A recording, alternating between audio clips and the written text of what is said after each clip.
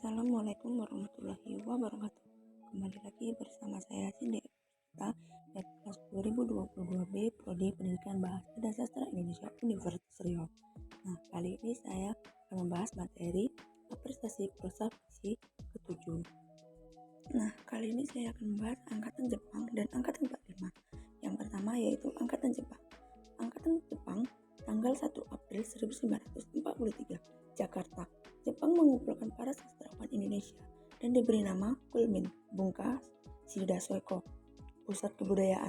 Selain diawasi oleh lembaga Keimin Bunka Shidoso, terdapat lembaga lainnya bentuk Jepang yang turut mengawasi kegiatan bersastra pada masa tersebut, yaitu di Jawa, Shinbukai. Lembaga ini didirikan oleh Jepang pada tanggal 2 Februari 1943. Di Jawa, Shinbukai merupakan badan yang mengawasi peredaran surat kabar atau berita terbit. Karya sastra pada zaman ini bersifat realitas, kritis, dan simbolis. Perkembangan sastra pada zaman itu dapat disebut sastra peralihan dari alam romantis dan alam idealis menjadi alam realistis dan kritis. Karya sastra pada masa ini dapat dibedakan atas dua kelompok, yaitu yang pertama karya sastra dan pengarang yang resmi berada di bawah naungan Pusat Kebudayaan Jepang. Mereka menulis sesuai dengan batas-batas yang ditentukan oleh Pusat Kebudayaan Jepang. Nah, yang kedua, kelompok yang tidak mau berkompromi dengan Pusat Kebudayaan Jepang. Kehidupan sastra pada masa penjajah Jepang mengaruhi peranan pengarang dalam membuat suatu karya sastra. Pengarang seperti kehilangan pegangan dan gaya penulisannya. Banyak sekali tekanan yang dihadapi para sastrawan.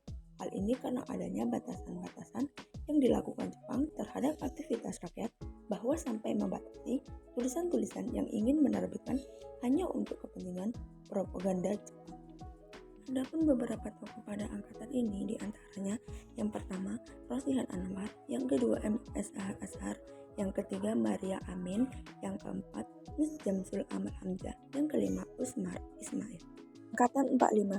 Angkatan 45 disebut juga sebagai Angkatan Chairil Anwar karena pada masa ini Chairil Anwar lah yang mendominasi sastrawan lainnya. Ada juga beberapa pendapat mengatakan angkatan ini adalah angkatan setelah kemerdekaan. Pada masa ini juga karya sastra lebih mengarah ke ekspresif atau berdasarkan ekspresif pengarang pada masa itu. Pada masa ini pula lebih banyak karya sastra mengarah pada puisi daripada prosa fiksi, karena sastra generasi ke-45 naik ke puncak dunia dan menjadi perhatian sastrawan lah seolah lepas dari pengarang asing yang masih kuat mempengaruhi sastra Indonesia saat itu.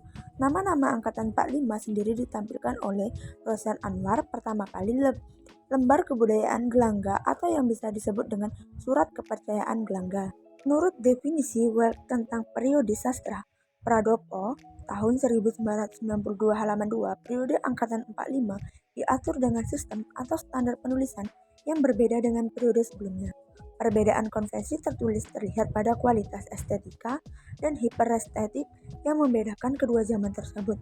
Ciri estetika yang sangat mencolok dari Batalion 1945 adalah individualisme yang dicerminkannya dalam karya yang mereka hasilkan.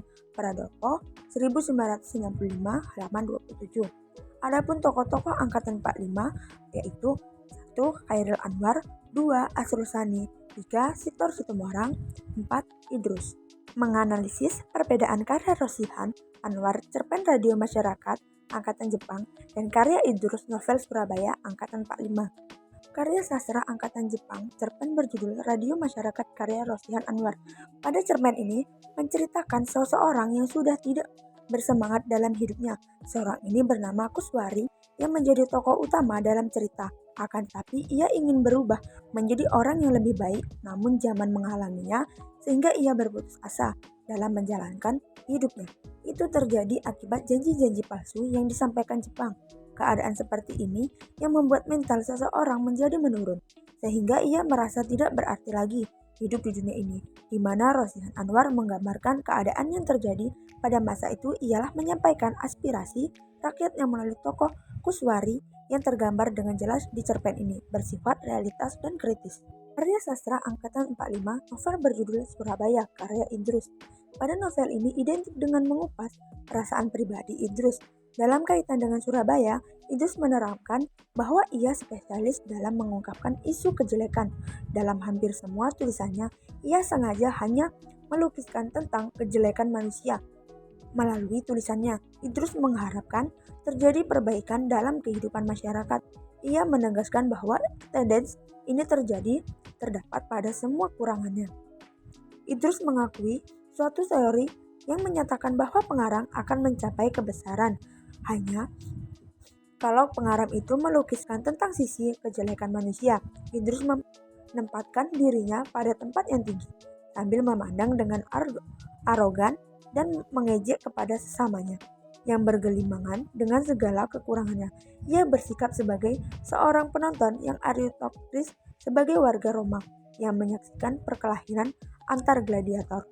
Cukup sekian, itu tadi yang dapat saya sampaikan. Saya akhirin. Wassalamualaikum warahmatullahi wabarakatuh.